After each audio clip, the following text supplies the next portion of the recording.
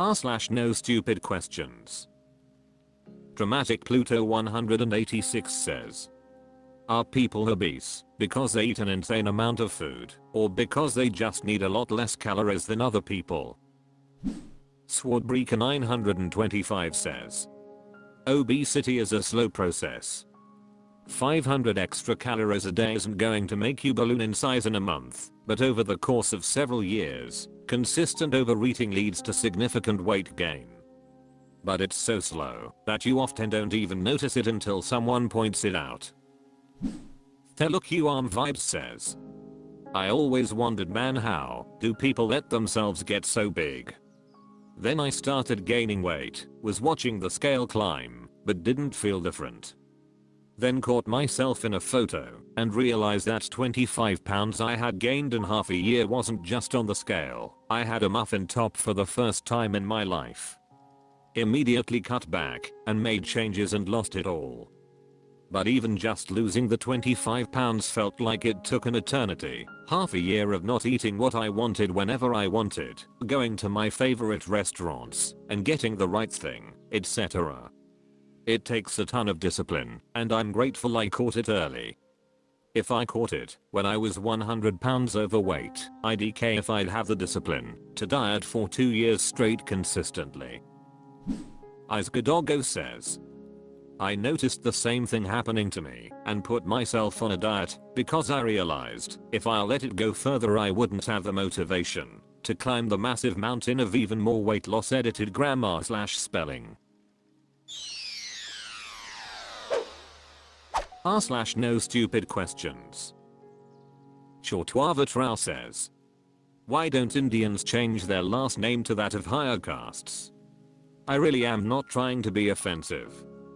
Please understand I'm deeply ignorant on the issue and know only a little more than the average American. And I feel like I already know the answer, in that it matters to take pride in your history and family and move towards a world where caste isn't important. However, with the recent California bill, it's clear caste discrimination remains a deep problem in India and is present in America as well. Why wouldn't a member of a lower caste just get their name legally changed to a last name associated with a higher caste? Pesach1 says, officially, caste system is illegal in India anyway. Unofficially, someone caught trying to sneak into a caste where they don't belong will be punished in extrajudicial manner, making it clear to others that they should not get uppity. Buds4Hugs says, the more I learn about the Indian caste system, the more I realize it's similar to the US's old Jim Crow laws. Pesach1 says, indeed. Though to give credit to Indian government, they do put serious effort into trying to stamp such things out. Another very problematic practice is dowry, an idea that, when a woman marries, her parents must pay a lot of money to groom's family. This led to a lot of abuses, including marrying women to get dowry and murdering them. Indian government banned dowry and made act of demanding it a criminal offense with mandatory jail time.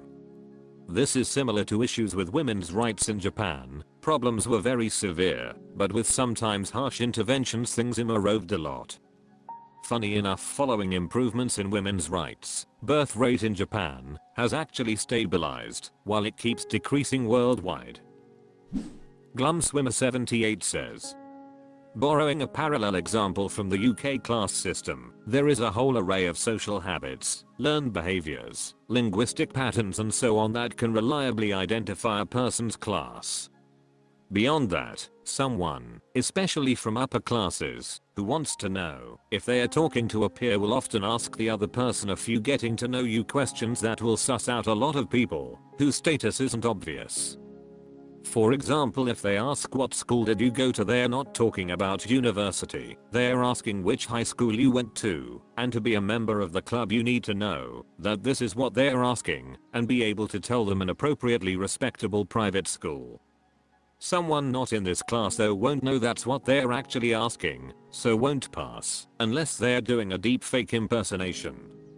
Other questions are things like hobbies, interests, where you go on vacation etc, etc.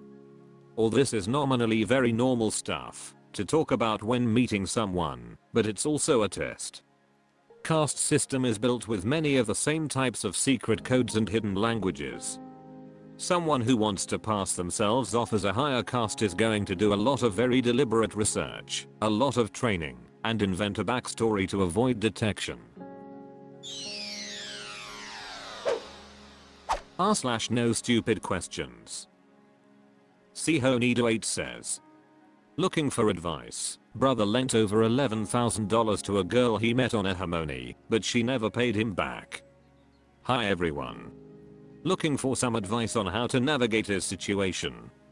My younger brother, 30, is very much a late bloomer, still lives with my parents, and has never really had a girlfriend, so he is easily preyed upon. He has been trying to date on the apps, which I commend him for, but he definitely is hyper vulnerable and may suffer from social anxiety. He is quite the hermit, which is totally okay by the way. He does go to therapy, but won't take medication for anxiety like I do. I know you're not supposed to lend money to anyone expecting to ever see it again, but he met a girl on eHarmony who he chatted with online for a while and she somehow convinced him to help her with bills, a new phone, rent, etc. Totaling over $11,000. There is proof of this on his Cash App where he sent the funds. Mind you, they never met in person. Major rookie mistake I know, and when they planned to meet she ghosted him and then came up with some BS excuse. Eventually she found a reason to dump him, so he doesn't think he'll ever see that money again. I have the girl's first and last name and found her on FB. I also have her Cash App handle. My brother finds this situation hopeless and won't help himself out of the situation. As his older sister, I can't stand that some random person conned him into sending him this much money, or conned him in general. He tried to notify eHarmony with no response. I told him to follow up, but does anyone have any recommendations on how to handle this? Or any subreddits that would offer solid advice? Can we notify authorities or seek legal advice? Would it be worth it for me to try and text her or message her? My brother has her phone number, and like I said, I found her FB profile. I wouldn't come off abrasive as that could backfire, but say that he's willing to accept less, or in increments, before reporting to authorities.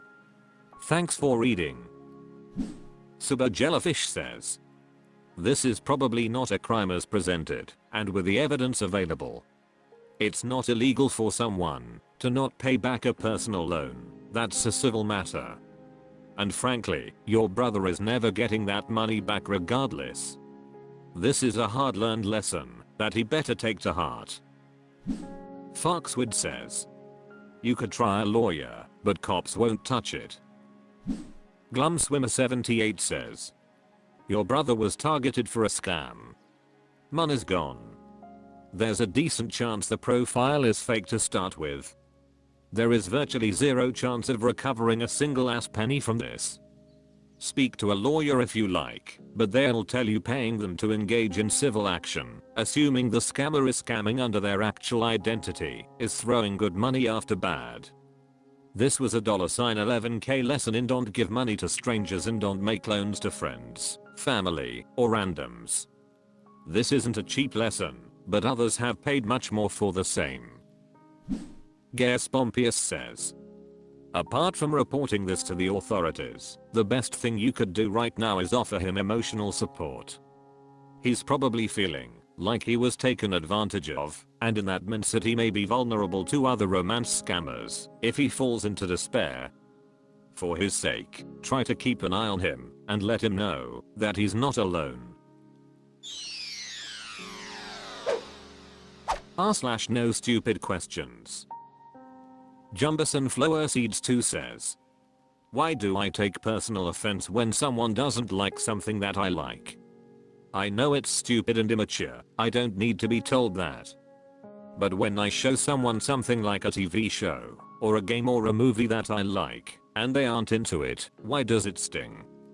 I'm aware that it doesn't make any logical sense, but it's just like an immediate gut punch and sense of shame.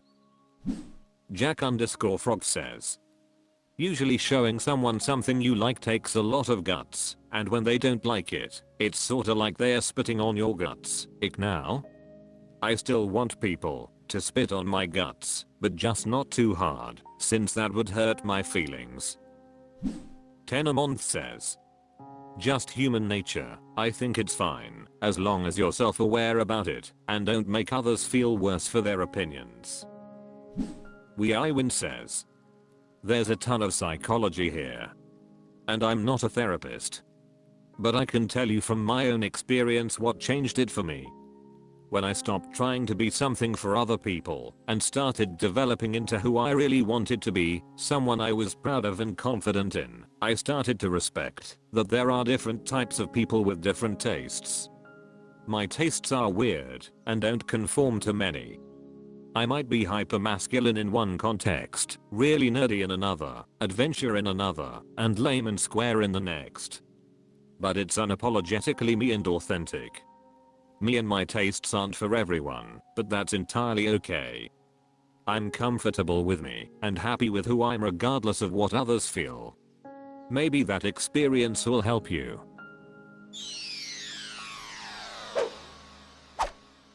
That's all for this video. Thank you for watching. Please subscribe.